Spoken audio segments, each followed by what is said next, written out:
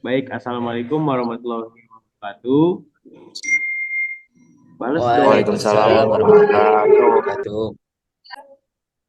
Assalamualaikum warahmatullahi wabarakatuh. Waalaikumsalam Salam warahmatullahi Swastiastu, namo wabarakatuh. buddhaya, salam kebajikan untuk kita semua. Baik, sebelumnya yang terhormat, Ibu Desmira sebagai dosen pengampu mata kuliah ilmu bahan dan kerja bengkel.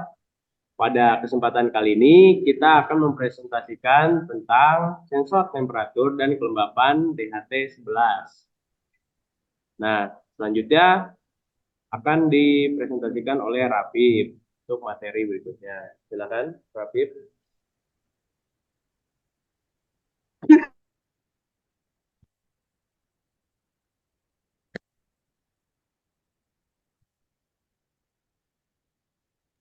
Lanjut aja ke materi.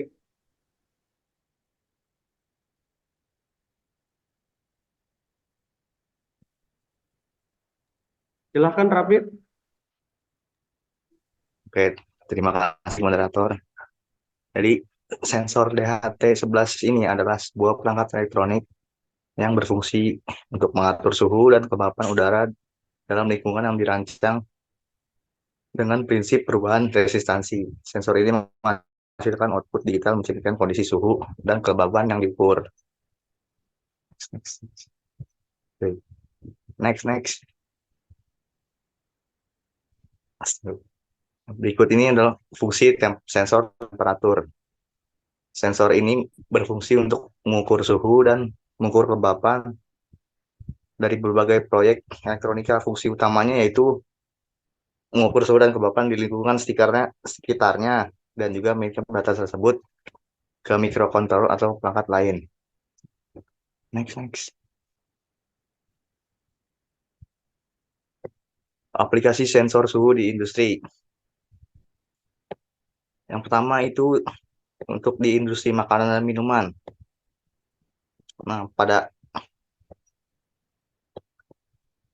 yang kedua itu di industri farmasi, tiga itu industri otomotif, dan keempat itu industri pembangkit listrik. Next.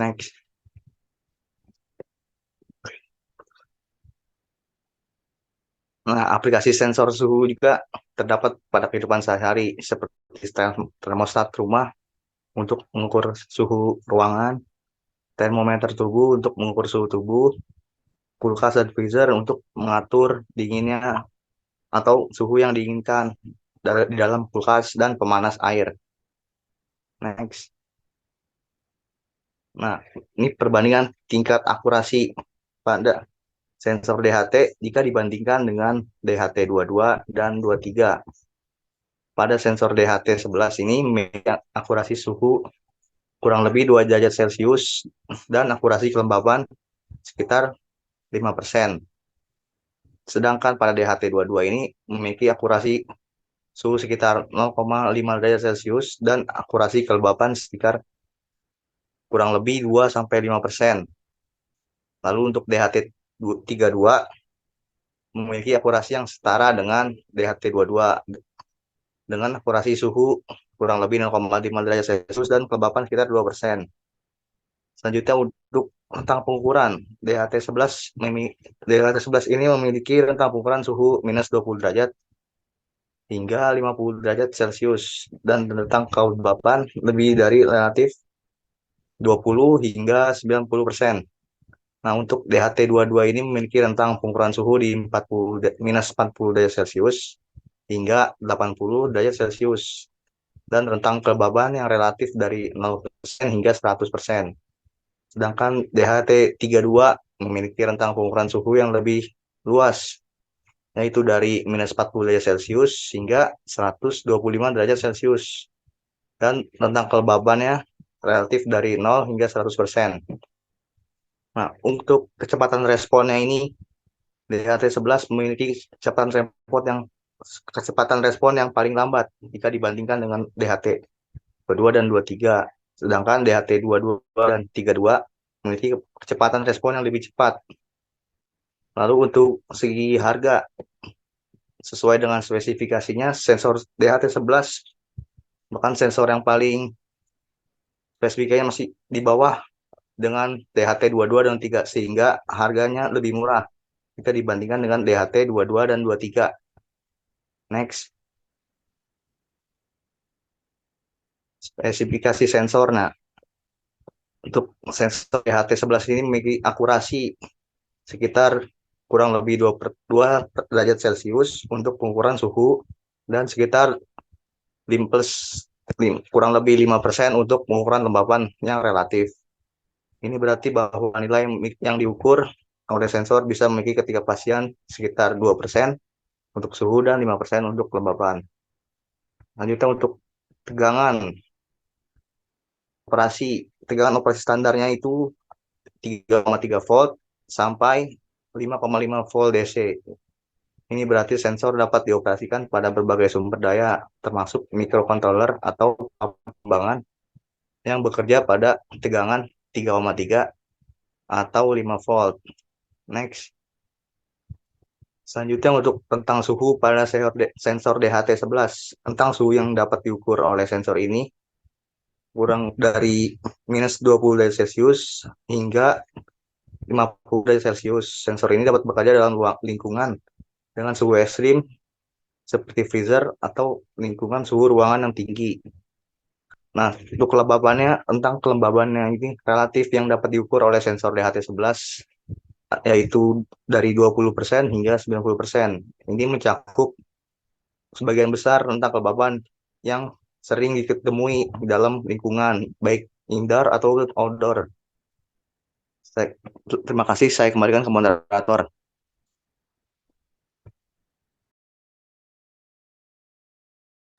Baik, terima kasih Rafif atas penjelasannya tentang pengantar pada sensor DHT11 ini.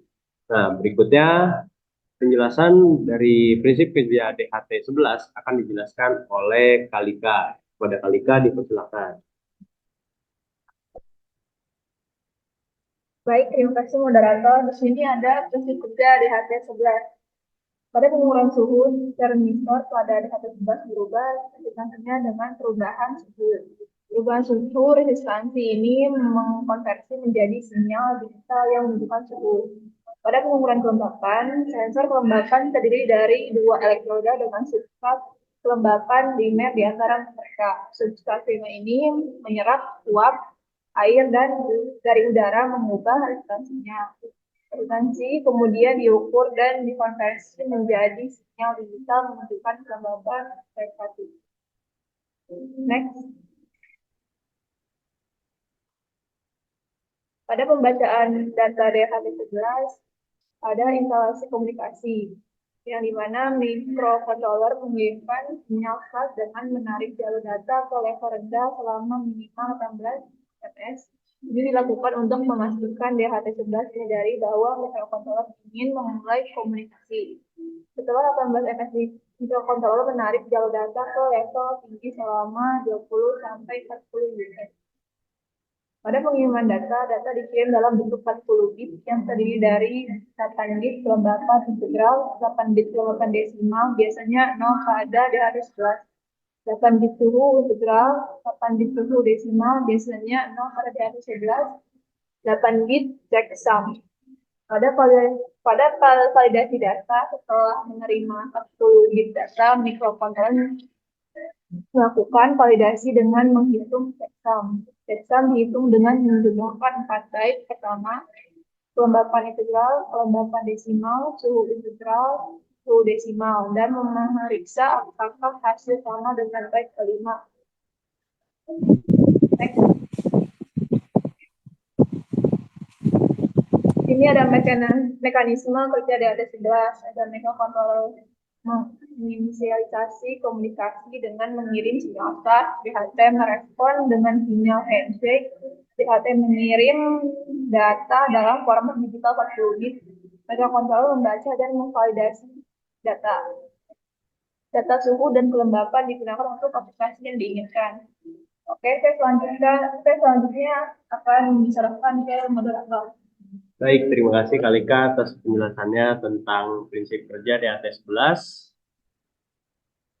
Berikutnya akan dijelaskan oleh Konita mengenai jenis-jenis sensor pada DHT11. Baik, untuk Konita dipersilakan.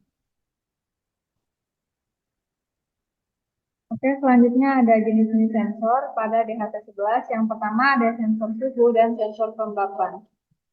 Selanjutnya, yang pertama ada sensor suhu. Sensor suhu adalah perangkat yang digunakan untuk mendeteksi perubahan suhu di sekitar lingkungan. Nah, materi dan struktur sensor suhu sangat penting dalam menentukan kinerja dan akurasi deteksi suhu. Berikut adalah penjelasan tentang material dan struktur sensor suhu. Next. Selanjutnya, sensor kelembapan. DHT11 adalah sebuah sensor digital yang dapat mengukur suhu dan kelembapan udara sekitar. Sensor ini akan sangat mudah digunakan dengan Arduino dan memiliki kalibrasi yang sangat akurat. Koefisien kalibrasi disimpan dalam memori program OTP, sehingga modul ini akan dimasukkan ke dalam perhitungan saat sensor mendeteksi tertentu. Next.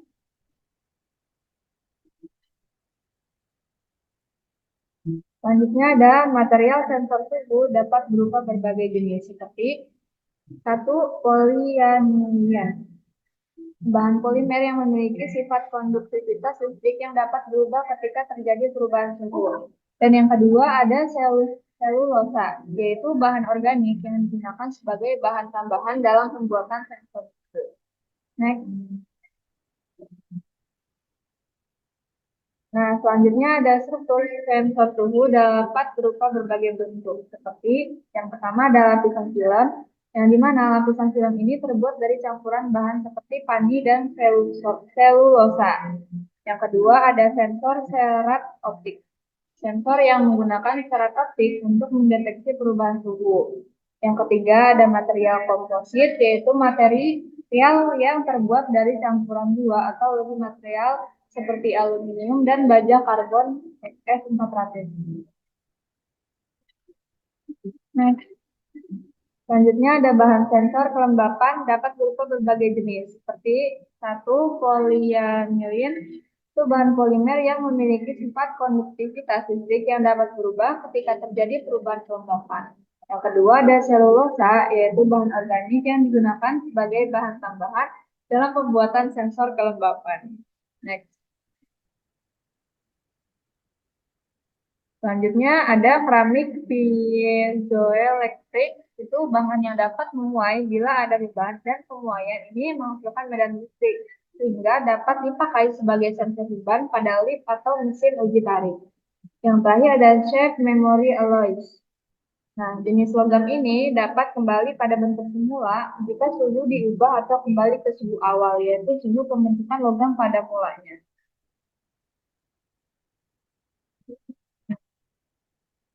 Selanjutnya ada struktur sensor kelembapan. Yang pertama ada lapisan film, yang kedua ada sensor optik serat, dan yang ketiga ada material komposit. Next.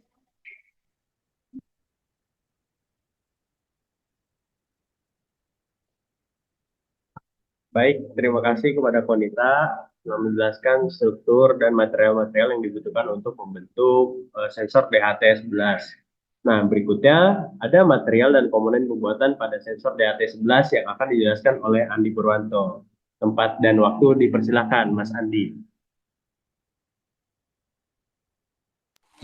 Baik, terima kasih moderator. Nah, jadi di sini saya akan menjelaskan mengenai materi dan komponen material dan komponen pembuatan sensor DHT11. Yaitu pertama ada material yang digunakan dalam sensor suhu DHT11. Yaitu pertama ada thermal resistor, itu adalah jenis resistor yang resistasinya berubah dengan suhu pada DHT11. Nah, biasanya itu digunakan sebagai elemen utama nih untuk mendeteksi perubahan suhu. Terus juga yang kedua ada kapasitor polimer atau film. Nah, sensor kelembapan DHT11 itu biasanya menggunakan kapasitor polimer atau bahan film yang sensitif terhadap kelembapan. Terus juga yang ketiga ada substrat. Substrat adalah seperti itu semacam kayak material dasar tempat semua komponen elektronik dipasang.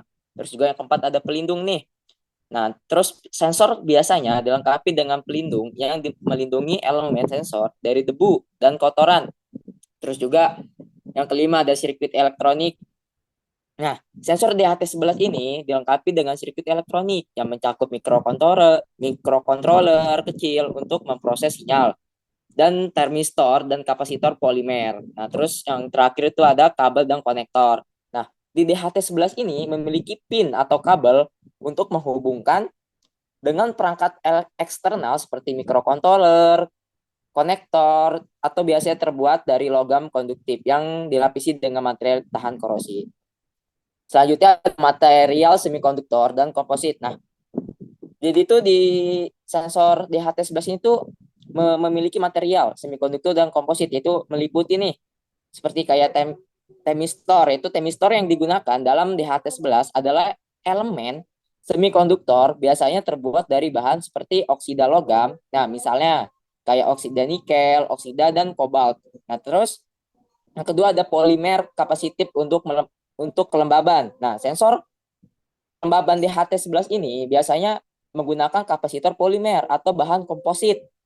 Nah, polimer ini juga memungkinkan digunakannya dengan material lain untuk meningkatkan kinerja menyerap uap dan udara ketika kelembaban berubah. Nah, terus juga ada substrat atau pelindung. Nah, substrat atau pelindung adalah tempat komponen dipasangkan seringkali terbuat dari bahan-bahan komposit. Nah, seperti FR4 ini. Nah, terus juga pelindung sensor juga melindungi elemen sensor dari debu, kotoran, sementara tetap memungkinkan udara untuk masuk nih. Memungkinkan juga terbuat dari material komposit atau polimer dan gabungan. Terus yang ketiga ada material yang digunakan sensor kelembaban DHT11. Apa aja sih material yang digunakannya? Nah, material yang digunakan itu seperti polimer kapasitif, elektroda kapasitif, substrat, pelindung. Nah, jadi gitu. Terus yang keempat ada komponen pendukungnya. Nah, untuk komponen pendukung dalam sensor DHT11 ini, yaitu ada yang pertama itu ada temistor. Yang kedua ada elemen sensor kelembaban. Yang kedua ada IC, sirkuit terintegrasi. Yang keempat ada elektroda kapasitif. Yang kelima ada substrat. Yang keenam ada kapsul dan pelindung. Dan yang ketujuh ada resistor dan kapasitor tambahan. Yang terakhir ada pin dan konektor. Nah, untuk pin dan konektor itu seperti kayak VCC, grounding, data, dan NC. Nah, terus selanjutnya ada proses pembuatan sensor temperatur DHT11. Nah, yang pertama itu ada langkah-langkah nih. Langkah-langkah umum dalam pembuatan sensor DHT11. Nah, yang pertama itu ada persiapan alat dan bahan nih. Yang pertama kita siapin dulu nih sensor DHT11-nya.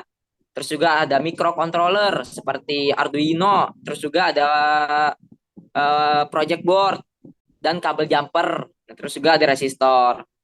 Nah, langkah-langkah pemasangannya nih. Yang pertama itu ada pemrograman. Kedua ada pengujian. Ketiga ada troubleshooting, dan keempat ada pemasangan permanen. Itu untuk pemasangan permanen itu opsional ya. Oke, yang kedua teknik manufaktur yang digunakan. Nah, jadi untuk sensor DHT11 ini tuh teknik manufaktur yang digunakan tuh yang pertama ada fotolitografi atau penggunaannya pola sirkuit mikro pada wafer silikon. Terus juga ada pengikisan atau bisa disebut juga dengan etching. Ini tuh biasanya itu digunakan untuk menghilangkan material dari wafer silikon sesuai dengan pola yang dihasilkan oleh fotolitografi. Oke, yang ketiga ada doping. Doping ini tuh penggunaannya itu menambahkan pengotoran tertentu ke dalam silikon untuk mengubahnya sifat elektriknya. Terus juga yang ada deposit film tipis. Nah, penggunaan itu menambahkan lapisan tipis material pada wafer.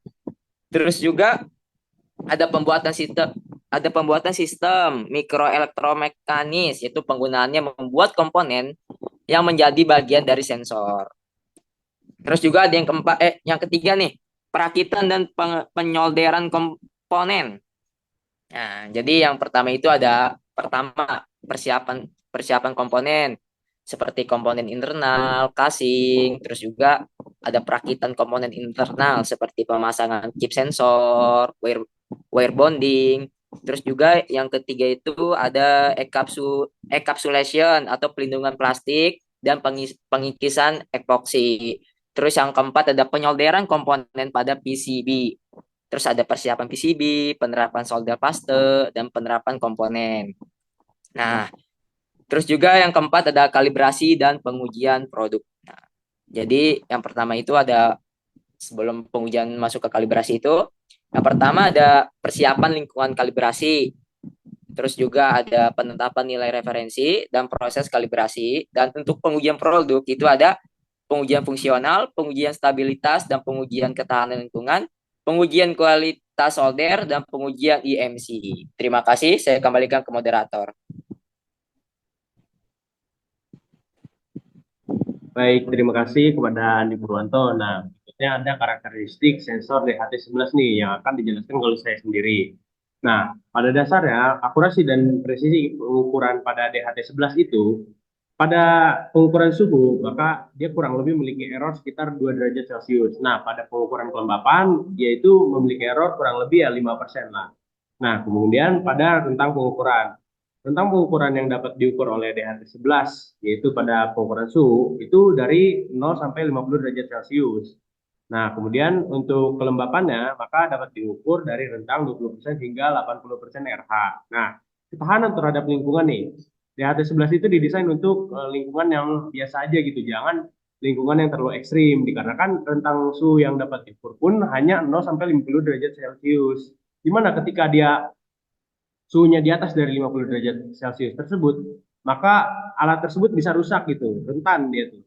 Nah, pada si DHT11 juga itu tahan loh terhadap gelombang elektromagnetik, tapi kayak debu gitu atau enggak dia jadi berkarat, itu juga mempengaruhi pada akurasi dan umur dari si sensor tersebut. Nah, next.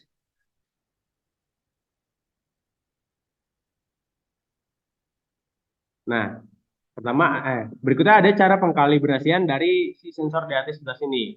Pertama, kita gunakan referensi alat ukur suhu. Nah, kita bisa gunakan termometer digital yang akurat gitu, yang memiliki akurasi tinggi. Nah, kita bandingin nih dengan si sensor DHT tersebut yang udah kita colokkan ke si microcontroller. Kita bandingkan apakah si sensor tersebut sama dengan si alat ukur tersebut. Jika sama, maka sensor tersebut telah terkalibrasi dengan benar. Nah, kemudian ada satuan internasional ya. Pada pengukuran suhu, maka digunakanlah Celcius, gitu kan, pada standar internasionalnya. Kemudian pada sensor kelembapannya, maka menggunakan RH sebagai standar internasional. Nah, ya, silakan bisa di next.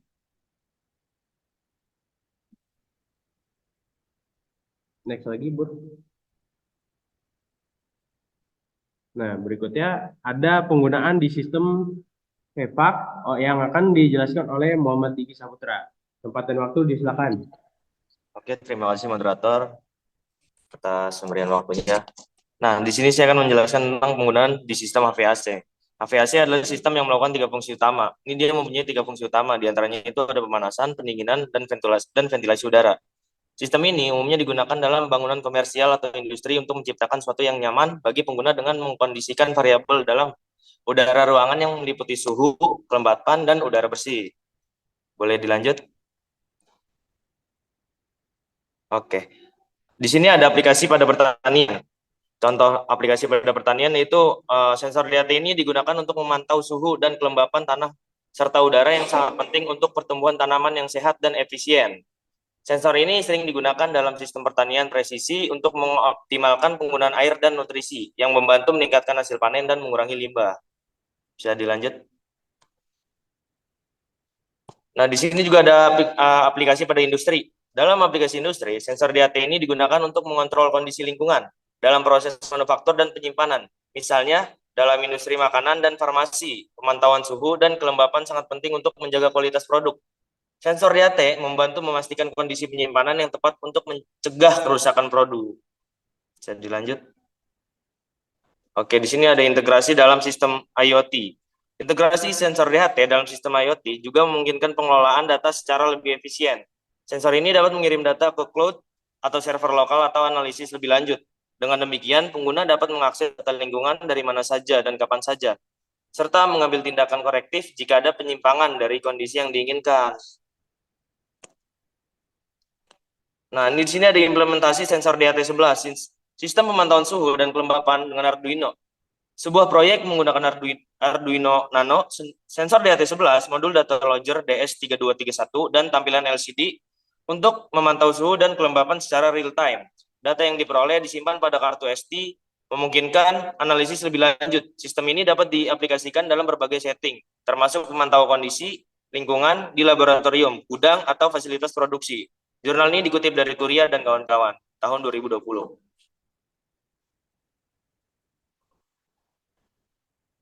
Keberhasilan dari implementasi sensor DHT11 ini yang dikutip dari jurnal Cornea tadi. Di sini ada satu, itu ada akurasi pengukuran. Akurasi pengukuran, yang kedua itu ada kemudahan integrasi, yang tiga itu ada penyimpanan data, dan empat ada tampilan real time. Dilanjut, Andi. Nah, ada tantangan implementasi ini, ada tantangannya sebenarnya ketika implementasi sensor DHT11. Di antaranya itu ada batasan akurasi dan resolusi, yang kedua itu ada ketahanan, yang ketiga itu ada keterbatasan memori Arduino Nano, dan yang keempat itu ada latensi dan keadaan komunikasi. Sekian dari saya kembalikan kepada moderator. Baik, terima kasih kepada Muhammad Diki Saputra. Bisa di next ini sebenarnya. Nah, kesimpulan pada pertemuan kali ini yaitu bahwa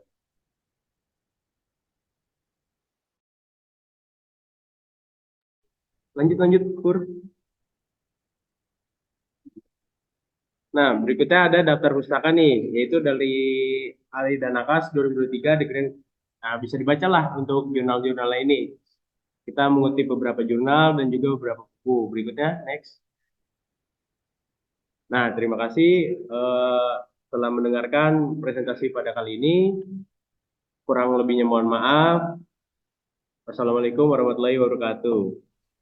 Waalaikumsalam warahmatullahi wabarakatuh. Waalaikumsalam warahmatullahi wabarakatuh.